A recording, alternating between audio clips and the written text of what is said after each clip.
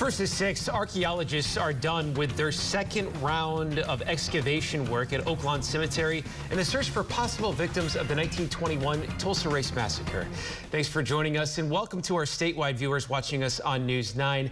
I'm Jonathan Cooper. And I'm Tatum Gwynn. Experts are now saying what they found last summer was not a mass grave. Amy Slanchik is live with new details. Amy? Tatum and Jonathan, while the team has stopped using the term mass grave, they say they're still confident they're in the right area to find massacre victims. After about 3 weeks of work at Oaklawn Cemetery, the team says it found 32 burials and took remains from 8 of them to study in their lab. Anthropologist Dr. Phoebe Stubblefield gave new details on the burial of a man who they found with part of a bullet in his skull.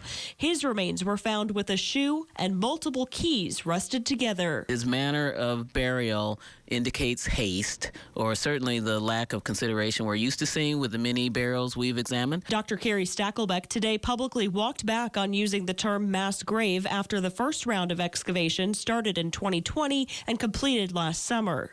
Our original assessment was not accurate of that mass grave, and that's what we went through, and we articulate that throughout the report. But nonetheless, we were finding individuals that were consistent with the victims that we were searching for. I think the challenge on the notion, is there a mass grave where there are people lined up in a row like we thought might be? That is not the case. Is Oaklawn Cemetery still a mass grave? Yes. Like, we have documented evidence that it is.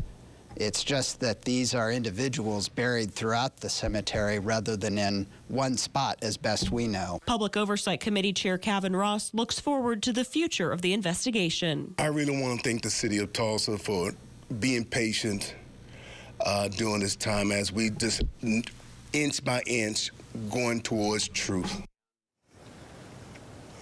And the next steps involve DNA analysis, and the remains that were taken out of the ground will be reburied sometime next year. Live in Tulsa, I'm Oklahoma's own Amy Slanchik.